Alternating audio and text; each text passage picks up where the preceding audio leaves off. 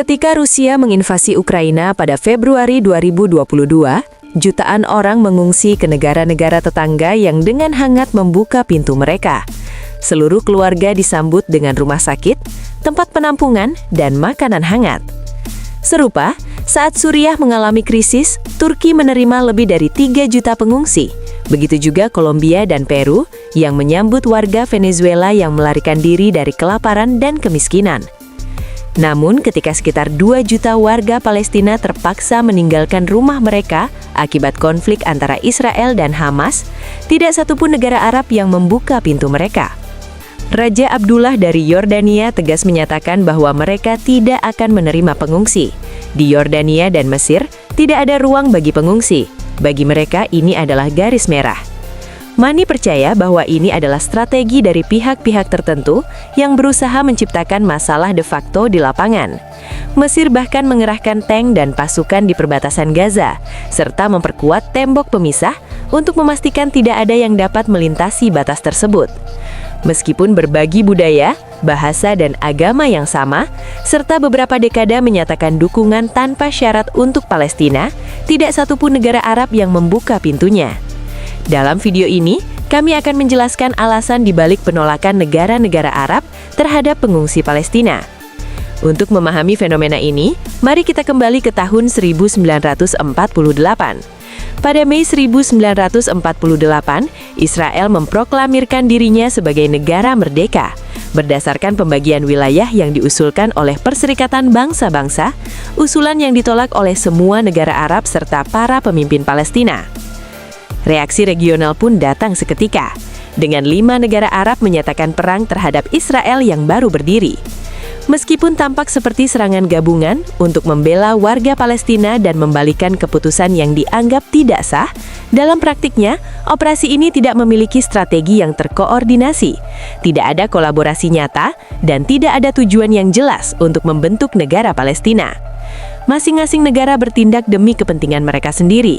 Inilah sebabnya mengapa Israel tidak hanya mampu melawan serangan tersebut, tetapi juga berhasil membalikan keadaan. Pada akhir perang, Israel telah mengamankan kemerdekaannya dan memperluas wilayahnya. Bagi warga Palestina, kekalahan ini adalah total. Mereka tidak hanya kehilangan tanah, tetapi juga struktur politik dan sebagian besar masa depan mereka. Dalam tahun-tahun berikutnya, lebih dari 700.000 orang terpaksa meninggalkan atau diusir dari rumah mereka, sebuah peristiwa yang hingga kini dikenal sebagai Nakbah, bencana. Namun, apa yang terjadi setelahnya bahkan lebih mengejutkan. Tidak satupun negara Arab yang terlibat dalam perang tersebut secara resmi mengusulkan pembentukan negara Palestina di wilayah-wilayah di luar kendali Israel. Sebaliknya, Mesir menduduki jalur Gaza dan Yordania mencaplok tepi barat serta Yerusalem Timur. Negara-negara tetangga memang menawarkan suaka kepada para pengungsi, tetapi hanya dalam bentuk kem-kem sementara tanpa rencana integrasi yang jelas. Sejak saat itu, perjuangan Palestina lebih berfungsi sebagai simbol daripada sebagai proyek politik yang nyata. Foto setiap anak pengungsi dan setiap keluarga yang diusir menjadi bagian dari imajinasi kolektif di seluruh dunia Arab. Gagasan-gagasan itu terintegrasi dalam wacana politik, sistem pendidikan, dan budaya populer. Palestina kini tidak hanya melambangkan tanah yang hilang, tetapi juga menjadi tujuan bersama bagi banyak orang. Dalam waktu yang sama, hak kembali bagi pengungsi dinyatakan sebagai prinsip yang tidak dapat dinegosiasikan. Namun, deklarasi ini seringkali digunakan untuk membenarkan penolakan dalam menawarkan integrasi atau kewarganegaraan yang sebenarnya kepada para pengungsi di negara-negara yang menampung mereka. Jika mereka diperkirakan akan segera kembali ke tanah air, maka tidak seharusnya mereka membangun rute permanen di tempat lain. Namun, janji kembali pada akhirnya menjadi cara untuk menunda solusi nyata apapun. Warga Palestina tidak pernah kembali ke tanah mereka, terjebak di antara kenangan masa lalu yang hilang dan harapan masa depan yang tak kunjung tiba. Di sisi lain, isu Palestina mulai diangkat sebagai inti dari Pan-Arabisme, sebuah ideologi yang menguat di dunia Arab selama tahun 1950-an dan 1960-an. Terinspirasi oleh gagasan persatuan nasional, kemerdekaan dari kolonialisme, dan keadilan sosial, ideologi ini menegaskan bahwa semua bangsa Arab membentuk satu entitas tunggal dengan takdir yang sama. Salah satu tokoh utama Pan-Arabisme adalah Gamal Abdel Nasser, Presiden Mesir dan simbol ikonik nasionalisme Arab. Bagi Nasser, perjuangan Palestina jauh lebih dari sekedar masalah teritorial. Itu adalah alat ideologis. Dengan mengangkat isu ini, ia mampu memobilisasi massa, melegitimasi kepemimpinan regionalnya, dan menyalurkan frustasi publik terhadap musuh eksternal bersama. Namun, dalam narasi ini, suara warga Palestina seringkali diabaikan. Para pemimpin Arab berbicara atas nama Palestina, tetapi tidak melibatkan rakyat Palestina dalam perjuangan mereka. Perubahan mulai terjadi pada awal tahun 1960-an, ketika organisasi-organisasi Palestina independen pertama muncul, seperti Fatah, dan kemudian Organisasi Pembebasan Palestina, PLO. Kelompok-kelompok ini tidak ingin warga Palestina hanya dijadikan simbol pan-Arabisme. Mereka ingin bertindak secara mandiri, merebut kembali kendali atas nasib mereka, dan berbicara untuk diri mereka sendiri. Kemunculan gerakan ini membuat banyak rezim Arab merasa tidak nyaman, karena jika warga Palestina terorganisir dan mampu menyuarakan kepentingan mereka sendiri, mereka tidak akan lagi menjadi alat yang berguna untuk kepentingan nasional para pemimpin Arab. Perjuangan yang sebelumnya menyatukan tersebut mulai runtuh. Kemudian pada tahun 1967, Perang 6 Hari pecah. Israel berhasil mengalahkan Mesir, Suriah, dan Yordania, serta menduduki Gaza, tepi barat, Yerusalem Timur, dataran tinggi Golan, dan semenanjung Sinai. Ini merupakan penghinaan bersejarah bagi dunia Arab, dan lebih penting lagi, pukulan telak bagi pan-Arabisme. Gagasan bahwa satu bangsa Arab dapat membebaskan diri secara bersatu telah runtuh.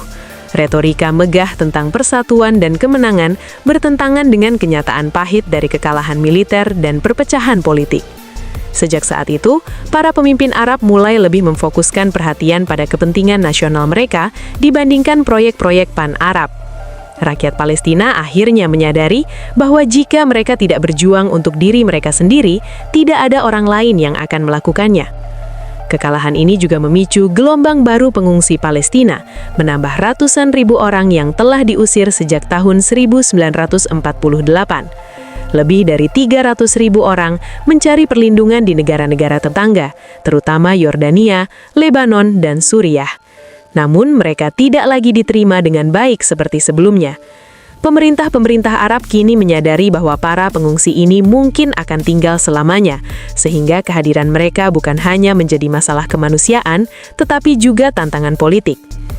Yordania adalah negara pertama yang merasakan ketegangan ini, meskipun menjadi satu-satunya negara yang setidaknya menawarkan kewarganegaraan kepada sebagian pengungsi Palestina. Ini tidak mencegah meningkatnya gesekan antara rezim Raja Hussein dan PLO, organisasi yang telah menjadi kekuatan politik dan militer di negara itu, dan berupaya menciptakan negara dalam negara di wilayah utara Yordania. Ketegangan antara PLO dan pemerintah akhirnya memuncak dalam Perang Saudara pada tahun 1970 yang dikenal sebagai September Hitam. Akibatnya, ribuan warga Yordania dan Palestina tewas, dan PLO terpaksa diusir dari Yordania berpindah ke Lebanon, sebuah negara yang dengan cepat mengkonfirmasi apa yang sudah banyak orang ketahui di kawasan itu, bahwa kehadiran Palestina hanya akan membawa konflik bersama mereka. Di Lebanon, warga Palestina tidak diberikan kewarganegaraan dan dibatasi tinggal di kamp-kamp pengungsi.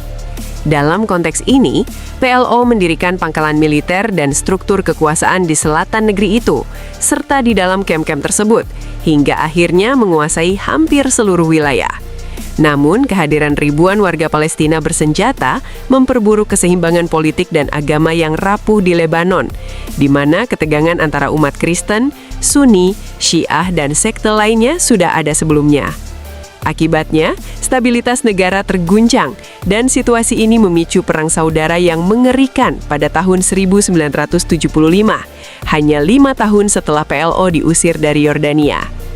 Konflik berdarah yang berlangsung selama 15 tahun itu melibatkan milisi dari berbagai sekte dan merenggut nyawa sekitar 120.000 orang, meninggalkan Lebanon dalam keadaan hancur total, dengan lebih dari sepertiga penduduknya terpaksa mengungsi. Perang ini meninggalkan bekas yang begitu mendalam sehingga negara itu tidak pernah benar-benar pulih.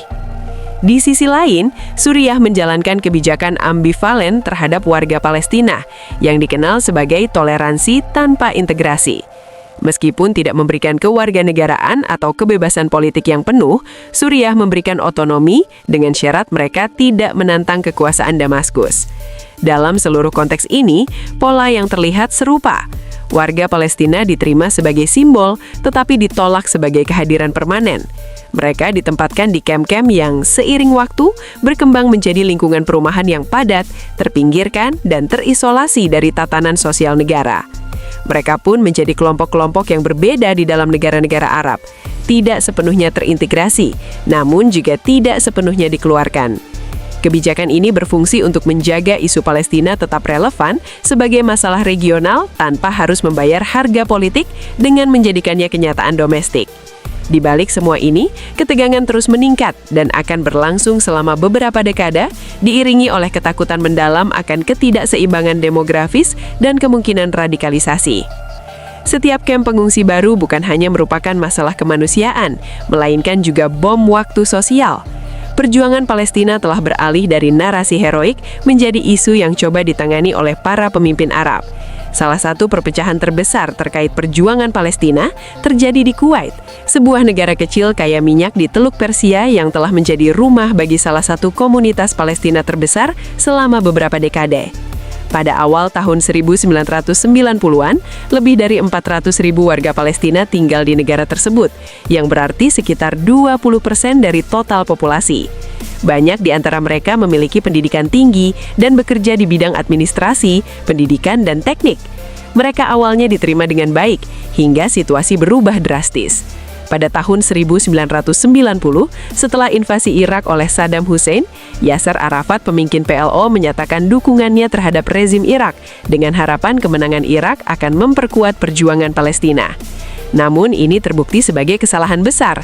Setelah Kuwait dibebaskan pada tahun 1991, pemerintah Kuwait mengusir 200.000 warga Palestina dalam hitungan bulan, sementara juga menolak untuk mengizinkan masuk kembali 200.000 lainnya yang melarikan diri selama pendudukan Irak.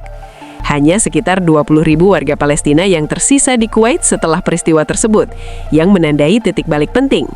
Ini bukan lagi sekedar soal ketakutan atau pragmatisme. Bagi banyak rezim Arab, Palestina telah menjadi entitas yang tidak dapat diprediksi, menimbulkan ketidakstabilan, dan bahkan dipandang tidak bersyukur. Invasi Kuwait oleh Irak dan respons internasional yang dipimpin oleh Amerika Serikat dengan dukungan sejumlah negara Arab mengajarkan pelajaran pahit. Persatuan Arab hanyalah ilusi.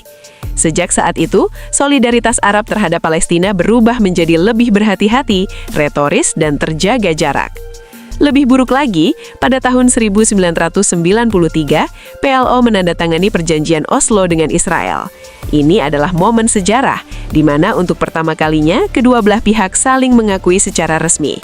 Fase baru dimulai dengan harapan akan perdamaian, otonomi terbatas, dan pembentukan otoritas Palestina. Namun, langkah ini juga menciptakan keretakan baru. PLO bernegosiasi tanpa dukungan dari dunia Arab, bertindak sebagai aktor yang berdaulat dan independen. Bagi banyak rezim Arab, hal ini dianggap sebagai provokasi.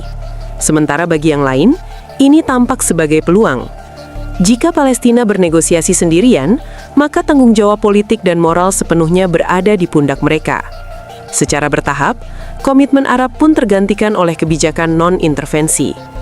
Palestina bertransformasi dari sebuah perjuangan bersama menjadi masalah yang dianggap orang lain, serta menjadi gangguan. Konflik ini, yang beku dan sulit diselesaikan, dipenuhi emosi kuat dan semakin mengancam stabilitas rezim otoriter yang telah berkuasa selama puluhan tahun dan memiliki prioritas lain. Peristiwa 11 September 2001 merupakan titik balik yang signifikan. Terorisme Islamis muncul sebagai ancaman terbesar di dunia. Meskipun Palestina tidak terlibat, banyak pemimpin Arab mulai melihat segala bentuk perlawanan bersenjata, termasuk dari kelompok-kelompok Palestina, sebagai potensi bahaya internal.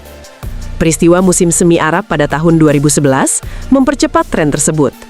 Protes massal, jatuhnya pemerintahan dan kebangkitan Islam politik, khususnya Ikhwanul Muslimin, menimbulkan ketakutan di kalangan monarki dan rezim diktator. Dalam konteks ini, Hamas yang menjadi kekuatan dominan di Gaza sejak 2007 berperan sebagai cabang langsung dari Ikhwanul Muslimin. Bagi Mesir, Arab Saudi, UEA dan negara-negara Teluk lainnya, Palestina kini dipandang sebagai sumber potensi ketidakstabilan. Memberikan dukungan terbuka kepada Palestina berarti berisiko memberdayakan kelompok Islamis radikal di dalam perbatasan mereka sendiri. Lebih buruk lagi, musuh baru muncul bagi negara-negara mayoritas Sunni ini, rezim Syiah Iran. Dengan ambisi regional yang terus meluas, Iran mulai menyebarkan pengaruhnya melalui kelompok bersenjata seperti Hizbullah, milisi Syiah di Irak, serta Hamas di Gaza, yang sejak tahun 2012 telah menerima senjata dan dukungan finansial dari Iran. Perkembangan ini mengubah dinamika secara signifikan. Israel yang selama beberapa dekade menjadi musuh bersama negara-negara ini, kini bertransformasi menjadi sekutu taktis dalam melawan ambisi Iran. Awalnya secara diam-diam, namun seiring waktu menjadi lebih terbuka, beberapa negara Arab mulai menjalin kerjasama dengan Israel dalam bidang intelijen, keamanan, dan diplomasi regional.